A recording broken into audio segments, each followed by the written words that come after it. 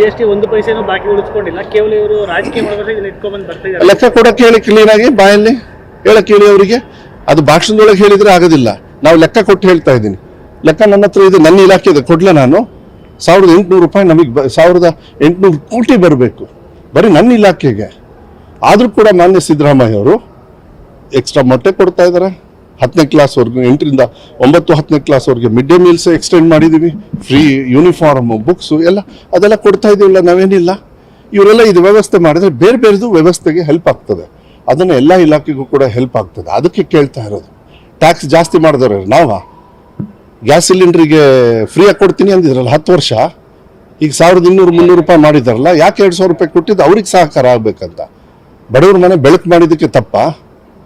ಇವತ್ತು ನಾನು ಹೇಳ್ತಾ ಇದ್ದೀನಿ ನೋಡಿ, ಇವತ್ತು ಈ ರಾಜ್ಯದ ಬದಲಾವಣೆಯನ್ನು ಆಗಲೇ ಮತದಾರರು ಮಾಡಿದ್ದಾರೆ. ಮತ್ತು ಈ ಚುನಾವಣೆಯಲ್ಲೂ ಕೂಡ, ಚುನಾವಣೆಗೆ ಅಂಥೇಳಿ ಏನಾದ್ರು ಇಟ್ಕೊಂಡ್ರೂ ಕೂಡ ಅನಿವಾರ್ಯವಾಗಿ ಮತದಾರರು ಬದಲಾವಣೆಯನ್ನು ನಮ್ಮ ಪರವಾಗಿ ಮಾಡ್ತಾರೆ ಅಂತ ವಿಶ್ವಾಸ ಇದೆ. GST ಒಂದು ಪೈಸೆನೂ ಬಾಕಿ ಉಳಿಸ್ಕೊಂಡಿಲ್ಲ. ಕೇವಲ ಇವರು ರಾಜಕೀಯ ಮಾಡೋದ್ರೆ ಇದನ್ನ ಇಟ್ಕೊಂಡ್ಬಂದು ಬರ್ತಾ ಇದ್ದಾರೆ. ಲೆಕ್ಕ ಕೊಡಕ್ಕೆ ಹೇಳಿ ಕ್ಲೀನ್ ಆಗಿ ಬಾಯಲ್ಲಿ ಹೇಳಕ್ಕೆ ಹೇಳಿ ಅವರಿಗೆ.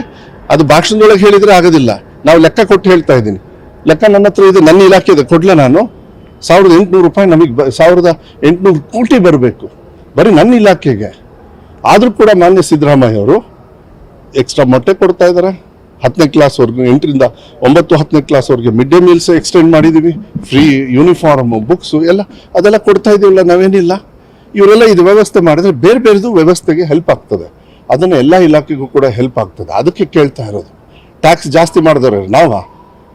ಗ್ಯಾಸ್ ಸಿಲಿಂಡ್ರಿಗೆ ಫ್ರೀಯಾಗಿ ಕೊಡ್ತೀನಿ ಅಂದಿದ್ರಲ್ಲ 10 ವರ್ಷ, ಈಗ 1200-300 ರೂಪಾಯಿ ಮಾಡಿದಾರಲ್ಲ, ಯಾಕೆ 2000 ರೂಪಾಯಿ ಕೊಟ್ಟಿದ್ದು? ಅವ್ರಿಗೆ ಸಹಕಾರ ಆಗ್ಬೇಕಂತ. ಬಡವ್ರ ಮನೆ ಬೆಳಕು ಮಾಡಿದ್ದಕ್ಕೆ ತಪ್ಪ? ಇವತ್ತು ನಾನು ಹೇಳ್ತಾ ಇದ್ದೀನಿ ನೋಡಿ, ಇವತ್ತು ಈ ರಾಜ್ಯದ ಬದಲಾವಣೆಯನ್ನು ಆಗಲೇ ಮತದಾರರು ಮಾಡಿದ್ದಾರೆ. ಮತ್ತು ಈ ಚುನಾವಣೆಯಲ್ಲೂ ಕೂಡ, ಚುನಾವಣೆಗೆ ಅಂಥೇಳಿ ಏನಾದ್ರು ಇಟ್ಕೊಂಡ್ರೂ ಕೂಡ ಅನಿವಾರ್ಯವಾಗಿ ಮತದಾರರು ಬದಲಾವಣೆಯನ್ನು ನಮ್ಮ ಪರವಾಗಿ ಮಾಡ್ತಾರೆ ಅಂತ ವಿಶ್ವಾಸ.